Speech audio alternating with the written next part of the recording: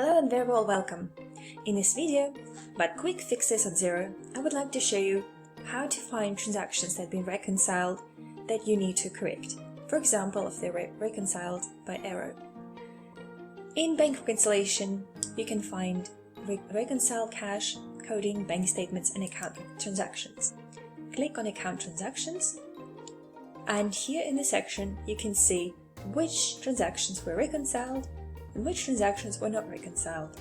You can also remove and redo, which means it will take off reconciliation, and you can also add new spend or receive money transaction directly here. To find it by period, for example, or by contact, you can easily go ahead and select the filter. You can also select by amount or exact amount, and also of course by the start date and end date.